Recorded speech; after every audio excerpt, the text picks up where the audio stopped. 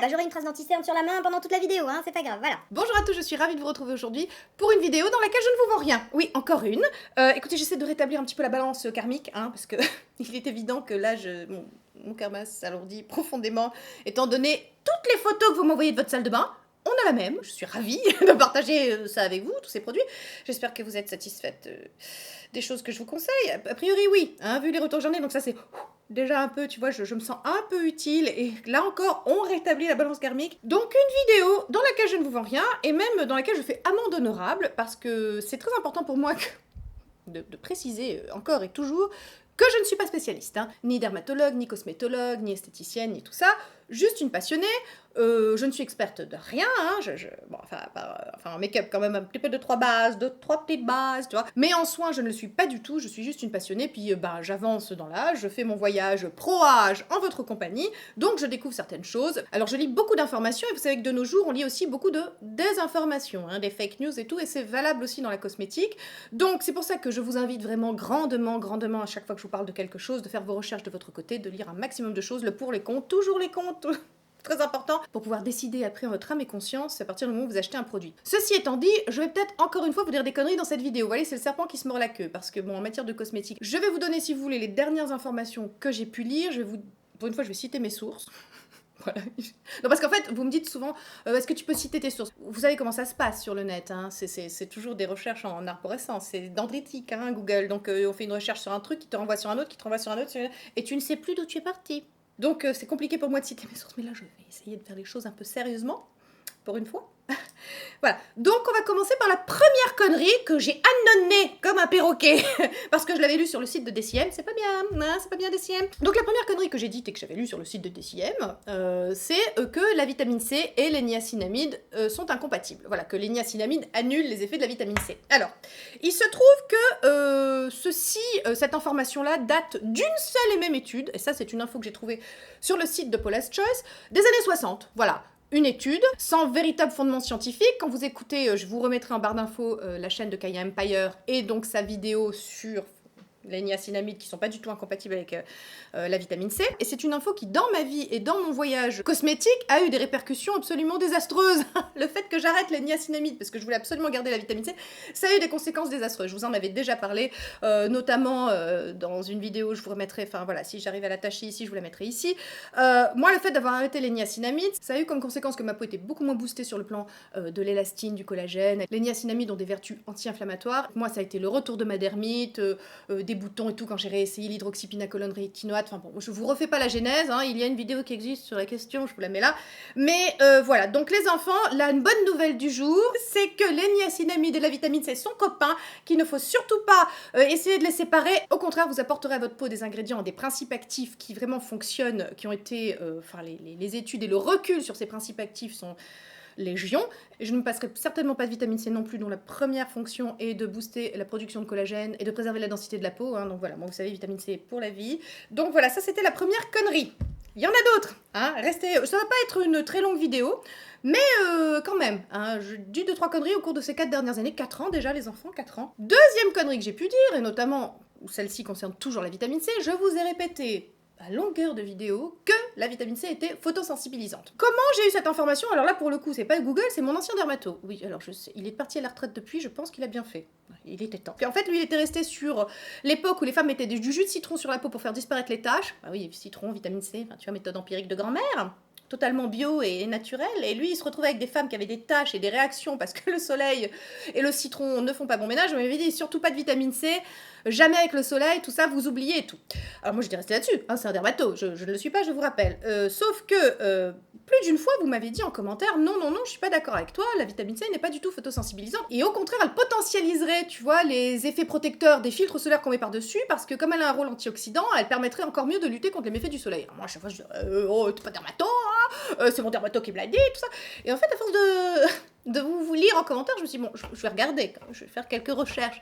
Et il se trouve que j'ai trouvé nulle part une seule recherche qui disait que la vitamine C était photosensibilisante, et au contraire, plein d'articles qui disaient le contraire.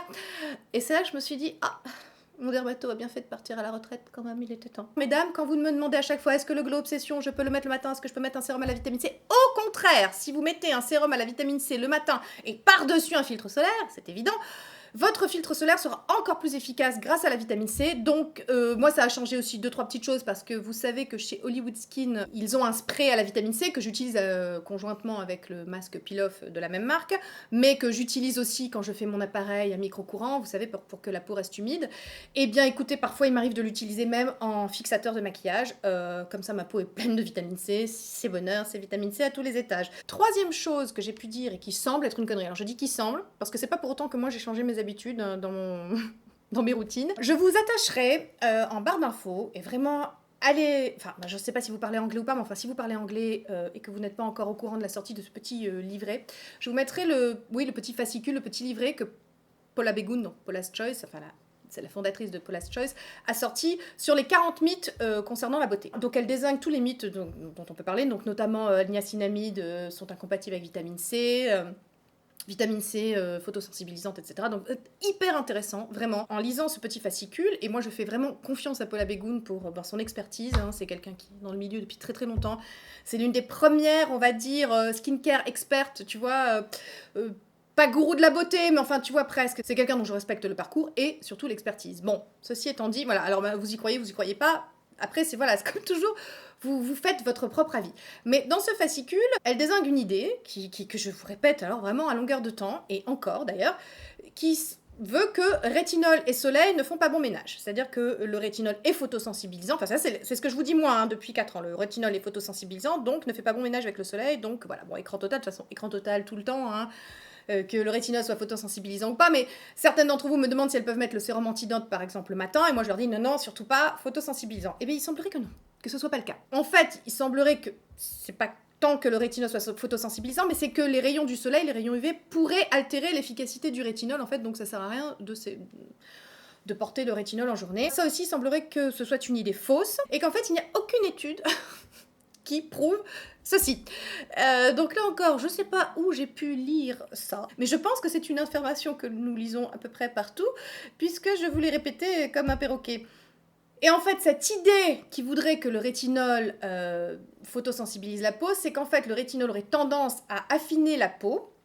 C'est pour ça que c'est très indiqué quand vous souffrez d'acné, voilà, ça permet vraiment de donner un aspect plus jolie à la peau. Donc, il semblerait que le rétinol affine la peau et que donc, de ce fait, une peau plus fine est plus sensible aux dommages causés par le soleil. Enfin, ce serait l'idée, en fait, d'où la connerie est sortie. Et en fait, Paula's Choice explique aussi que c'est pas en fait que le rétinol affine la peau, mais c'est qu'en fait, il la normalise et il la régularise. Donc en fait, toutes les impuretés partent, enfin surtout quand vous souffrez d'acné, toutes les impuretés s'en vont et donc votre peau est plus normale et donc en fait, ben voilà, une peau normale est donc moins soumise à des irrégularités. Alors youpi, le rétinol n'est pas photosensibilisant, donc on peut l'utiliser en journée. Moi, j'utilise toujours pas en journée, tout simplement parce que par contre, sur certaines peaux, et ça, voilà, on sait pas pourquoi, comment. Bah vas-y, mon chien s'énerve, quoi. Donc maintenant, la question de savoir si moi, du coup, youpi, le rétinol n'est plus photosensibilisant, est-ce que je vais l'utiliser le matin? Non. Parce que selon les peaux, hein, et vous savez que moi j'ai un problème, voilà, tout ce qui est acide rétinoïque, enfin tout ce qui est dérivé comme ça, vitamine A acide, et le rétinol est une des molécules dérivées de l'acide rétinoïque. Je supporte pas super, hein, j'ai tendance à m'irriter la peau et à me donner de la dermite. Alors bon, j'encaisse le choc grâce aux niacinamides qui me permettent voilà, de booster mon élastine et de bien les tolérer. Mais voilà, si je commence à mettre du rétinol matin et soir, ma peau supporte plus, c'est trop quoi, c'est beaucoup trop puissant pour elle. Donc moi je continue le soir tranquillement. Maintenant, est-ce que vous pouvez utiliser le matin? Bonne question, je sais pas. Faites en votre âme et conscience, lisez bien toutes les infos. Je vais essayer de vous lister un maximum de trucs en barre d'infos, vraiment. Donc renseignez-vous, Moi, je continue le rétinol le soir. Je vous ai dit que selon Paula Begoun, ce n'était pas photosensibilisant. Voilà, je crois Paula Begoun. Parce qu'on ne sait pas, on ne sait plus. Hein. Tu sais, avec toutes les infos contradictoires sur le net, je veux dire, à un moment, t'es là, tu fais... L'âne de Buridan, tu sais, tu ne sais plus. En fait, tu t'arrêtes, tu ne mets plus rien sur ta peau et tu attends la mort. Quatrième connerie que j'ai pu dire. Alors, j'ai commencé à m'intéresser, alors je vous refais la genèse pour ceux qui débarqueraient sur la chaîne. Moi, avant l'âge de 38 ans, une crème hydratante, un écran total, voilà, hein, c'était grosso merdo la seule chose que je mettais sur ma peau. Voilà, j'ai toujours fait très attention au soleil, ça c'est sûr, puis à 38 ans, bon, hein, voilà, il a fallu quand même un petit peu, tu peux s'intéresser à la question. Donc j'ai commencé avec la vitamine C, ça a été la révélation totale. Puis j'ai enchaîné avec rétinol, avec voilà, donc vous connaissez la suite. Mais avant l'âge de 38 ans, non, hein, pas grand-chose. Et donc, comme j'y connaissais pas grand-chose, comme tout le monde, hein, je réagissais au marketing, hein, c'est-à-dire la concentration, tu vois, les principes actifs, tant de concentration, donc si la concentration est plus forte, c'est donc plus efficace, donc je me dirige vers des gros pourcentages de concentration.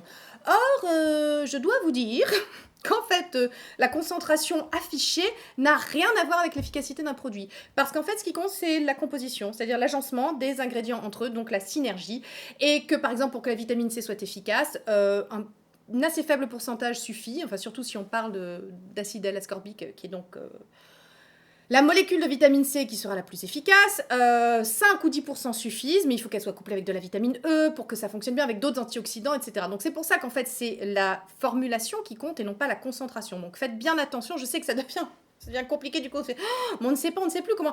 Oui, en gros, faut être déjà chimiste avant de choisir ses cosmétiques, hein, c'est compliqué. Non, mais bon, enfin, moi, ça me dérange pas de faire ces recherches-là et de m'y intéresser, parce que je trouve ça assez passionnant. Je comprends que vous, si c'est pas votre truc, vous vous en foutiez. Faites attention, intéressez-vous quand même à minima à la composition. Ne vous contentez pas juste d'avoir un pourcentage de concentration, parce que ça voudra rien dire. D'ailleurs, il y a une marque comme ça, et vous êtes nombreuses à me dire « Ah là là, j'ai essayé, c'est terrible ». Je crois que c'est Dermedic sur Amazon. Méfiez-vous, hein, cette marque, ça pue. Hein. Enfin, je vous le dis, ça... Voilà, ça affiche des concentrations, tu vois, 30% de rétinol, wouh, des trucs, tu vois, tu fais, mais attends, 30% de mes vapes au fond, hein, je veux dire, donc c'est pas parce qu'il y aura un pourcentage hyper élevé, moi je sais pas d'où elle vient, cette marque, j'ai jamais rien trouvé, c'est basé en Chine, c'est, voilà. Méfiez-vous quand même, hein. Et puis je vous dis, la vitamine C, pour que ce soit efficace, 5 ou 10% ça suffit. Donc là, je suis revenue moi aussi sur ça, sur le fait que je voulais 20% de concentration, 25, c'est encore mieux et tout. Non, en fait non. Donc je sais, c'est compliqué, mais bon, il faut bien apprendre à lire une liste ici, c'est important. Donc on en a quoi, 4, 5? Combien? 5? C'est la cinquième, genre la cinquième connerie que j'ai dit. Le masque LED. Alors vous savez que le masque LED, enfin la photomodulation, la LED thérapie, c'est la clé de voûte de ma routine. Si je devais garder que 2 trucs, ce serait le Glow Obsession, tu sais, et le masque de photomodulation. Moi, j'ai vu vraiment une amélioration incroyable sur ma peau à partir du moment où j'ai commencé à utiliser des LED, notamment la lumière rouge.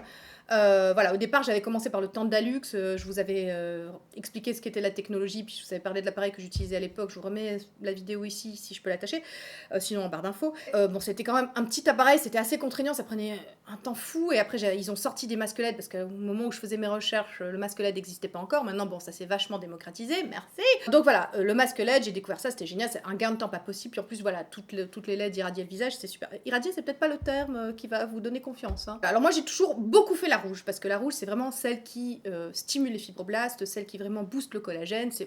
Voilà, la rouge, c'est pareil, s'il ne devait en rester qu'une de lumière, tu vois, ce serait la rouge. Le masque que j'ai a aussi la lumière bleue et la lumière verte. La verte étant pour les taches, je l'ai utilisée quelques fois, je la trouve pas... Hein, je trouve pas exceptionnelle sur les taches. Et j'utilisais pas mal la bleue ces derniers temps aussi. 5 minutes seulement, je faisais 15 minutes de rouge, 5 minutes de bleu, parce que je trouve que voilà, l'aspect sur la peau est vraiment, le lendemain on a des pores resserrés, le teint est vraiment beaucoup plus clair. Voilà, la bleue, je vois des effets à l'œil nu sur ma peau. Sauf que, hein, dernièrement, on entend parler partout des méfaits de la lumière bleue, etc. Alors mon Pierre, je t'attends en commentaire, hein, DP Pierre, je t'attends en commentaire, j'épinglerai ton commentaire pour que tu nous refasses un petit topo s'il te plaît. C'est ça que j'aime sur cette chaîne, c'est que c'est très participatif, vous me donnez votre avis sur les choses, et je vous écoute surtout. Donc Pierre, toi qui as des parents médecins, hein, n'est-ce pas, et qui t'y connais à mort. Mesdames, les garçons sur cette chaîne, ils sont au taquet. Alan, Nicolas, Pierre, Christophe, vous êtes au taquet. Moi, grâce à vous, ma peau, ça porte super bien. Ursus, non mais voilà, je vous embrasse tous, vous êtes formidables et j'adore vos commentaires et vous m'apprenez énormément. Bon, bref, ceci est une parenthèse. Donc Pierre, il faut que tu viennes en commentaire nous faire un petit topo sur la lumière bleue. Tu m'as certifié que la lumière bleue de nos masques n'était pas la même que la lumière bleue de nos appareils, qui serait potentiellement dangereuse, vous l'avez entendu partout.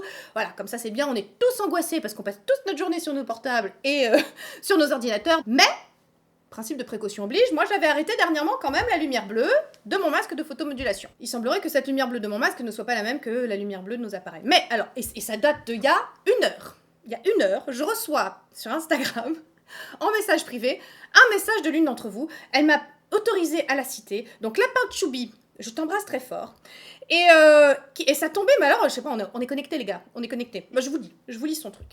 Bonjour Sonia, j'ai posé ma petite question sur la lumière bleue à l'équipe de Paula's Choice. Ils font de très bons produits, tu dois certainement connaître, voici la réponse. Oui, je connais. Réponse de Paula's Choice sur la lumière bleue. Donc c'est pas moi qui le dis, c'est l'équipe de Paula's Choice, hein, on peut leur faire confiance. L'exposition prolongée à la lumière bleue provoque des micro-inflammations cutanées invisibles, mais probablement nuisibles sur le long terme. Des recherches récentes semblent montrer qu'elle participe au vieillissement prématuré photo-induit et pourrait provoquer notamment des taches. Tu flippes. Les appareils à LED diffusent de la lumière bleue contrôlée seulement quelques secondes ou minutes par jour. S'ils sont néfastes pour les yeux, ils sont toujours accompagnés de lunettes de protection. Hein. Oui, alors, si vous faites la lumière bleue, fermez les yeux ou mettez des espèces de lunettes de protection. Moi, je m'en suis acheté d'ailleurs, parce qu'effectivement, je trouvais que ça fatiguait vachement les yeux. On trouve ça sur Amazon. Enfin, je vous mettrai, si vous voulez, je vous mettrai un lien en barre d'infos hein, sur ces fameuses lunettes de protection. Enfin bon, ça coûte 3 francs 6 sous, mais ça peut protéger vos yeux. Bon. Donc, s'ils sont néfastes pour les yeux, ils sont toujours accompagnés de lunettes de protection ou des cônes guidant la lumière vers la peau ou, en l'empêchant d'atteindre la rétine. Il n'y a pas à ce jour d'études sur leur méfait potentiel sur la peau. Et là, tout le monde va me dire oui, mais dans quelques années, il y aura des études. Bon. Ok, principe de précaution, n'utilisez pas la lumière bleue, mais pour celles à qui ça sauve la peau parce qu'elles ont de l'acné et que la lumière bleue, il y a vraiment une amélioration significative, vous pouvez continuer. Hein. Donc certaines lumières bleues, hein, donc, semblent être efficaces pour traiter les désordres acnéiques, mais nous conseillons plutôt des cosmétiques avec actifs comme le BHA, acide salicylique, ou l'acide azélaïque pour atténuer les boutons actifs sur lesquels il y a beaucoup plus de recul. Bien sûr, mais de toute façon, ne vous contentez pas que de la lumière bleue, hein, utilisez des principes actifs aussi qui joueront sur votre acné, ça c'est important. Il termine, il ne semble pas y avoir de soucis sur les autres couleurs de la lumière visible utilisées dans les appareils à LED, rouge, orange, vert. On peut continuer. C'est parce que là, s'il m'avait dit non, en fait, les études montrent que ça t'abîme la peau à long terme, j'aurais mouru. Hein, voilà, alors merci Lapin de Choubi, merci, je t'avais dit que je parlerais de toi. Ça tombait parfaitement bien parce que je voulais justement faire un petit récapitulatif sur la lumière bleue. En fait, c'est pas vraiment une connerie que j'ai dit, parce que je vous ai jamais dit que la lumière bleue était nocive. Enfin bon, non, c'est une connerie qu'on entend. Pour la 6e connerie que j'ai dite, à savoir qu'il faut utiliser le masque toujours sur une peau nue, hein, parce que ça, vous le voyez partout. Eh bien, en fait, il semblerait que non. Il semblerait que, au contraire, il faut mettre des principes actifs parce qu'ils pénétreront mieux et ça potentialisera même mieux les effets du masque. Ce qui m'a mis la puce à l'oreille, c'est parce que moi, j'ai toujours lu que le masque, c'était sur peau nue. Toujours. Mais l'appareil de micro-courant, vous savez, celui-ci, là, voilà, que j'utilise aussi conjointement avec le masque, qui lui, bon, joue sur la fermeté. Lui, il a aussi des lumières LED, mais lui, il faut mettre des sérums et il faut que la peau soit toujours humide pour que ça se passe bien. Donc je m'étais dit, mais c'est incohérent. Un coup, on te dit sur une peau nue, puis de l'autre côté, au contraire, il faut qu'il y ait des principes actifs. Donc voilà, et c'est là que je me suis dit, peut-être c'est pas si indispensable que ça que la peau soit nue. Et Pierre, donc, I'm waiting for you, hein, Pierre, nous a précisé dans sous ma dernière vidéo, qu'en fait, non, il fallait au contraire, ça potentialisait les effets du masque et de la photomodulation. Alors je pense que lui, il pratique déjà chez un dermato et que chez les dermatos, ils mettent justement des principes actifs, vous voyez, pour que les produits marchent mieux. Donc voilà, mes amis, donc la photomodulation, c'est avec les sérums déjà sur votre peau pour que ça pénètre mieux et que ça agisse encore plus. Non mais, au départ, quand j'ai commencé avec le Tandalux, on disait sur peau nue, tu vois, donc non, mais bon... Voilà, puis ça se trouve, dans 2 ans, je reviens, je vous dis, non, surtout pas, sur peau nue. On ne sait pas, on ne sait plus. 6, 7e connerie. Oh ben j'en dis beaucoup, voilà. 7e connerie que j'ai pu dire, souvent vous me posez des questions quand vous êtes très jeune, il y en a parmi nous, mesdames, nous ne sommes pas que des vieilles. Il y a aussi des jeunes filles parmi nous, et elles sont les bienvenues.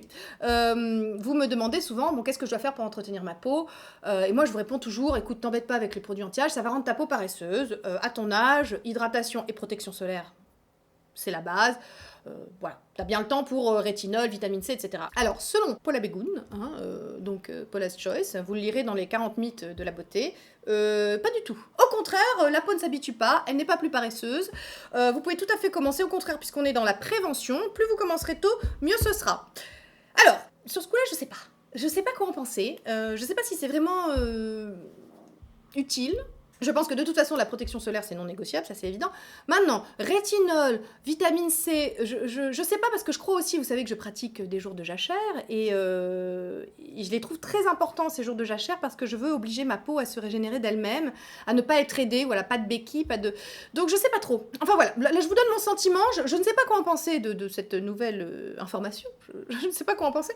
Je vous laisse décider par vous-même. Si vous voulez commencer maintenant le rétinol en vous disant, bon voilà, c'est un investissement sur le long terme, je commence maintenant, j'aide ma peau à bien se régénérer, bien se renouveler. Voilà, je Je ne saurais que vous dire. C'est juste que moi, j'avais tendance à vous dire, ça va rendre votre peau paresseuse. Il semblerait que ce soit une grosse connerie. Voilà. Voilà, donc une vidéo sur les conneries que j'ai pu dire. Alors, il y en aura certainement d'autres. Donc c'est pour ça que vraiment, faites-moi plaisir. Faites toujours vos recherches quand je vous parle d'un produit. Je détiens absolument pas la vérité, je suis pas là pour ça, je suis pas là pour me poser en experte, je suis là pour partager avec vous un voyage pro-âge. Je trouve ça super agréable de vivre ensemble avec vous, la preuve, hein, vous voyez, vous m'envoyez plein de messages à chaque fois, on regroupe les informations ensemble, on mutualise les compétences et les informations, et je trouve ça formidable, et c'est la raison d'être de cette chaîne. Ici, c'est vraiment une chaîne participative, c'est ce qui me plaît, c'est ce que j'aime, voilà, c'est pour ça que ça fait 4 ans que je fais des vidéos et que j'ai toujours pas arrêté, parce que croyez-moi, c'est du travail. Hein. Non, mais on croirait comme ça, mais c'en est. En tout cas, c'est du temps. Hein, il y a plus dur dans la vie que faire des vidéos sur YouTube. Mais en tout cas, ça te bouffe de ces temps, mes amis. Je te jure. Je vous embrasse et je vous dis à bientôt dans une prochaine vidéo. Bye.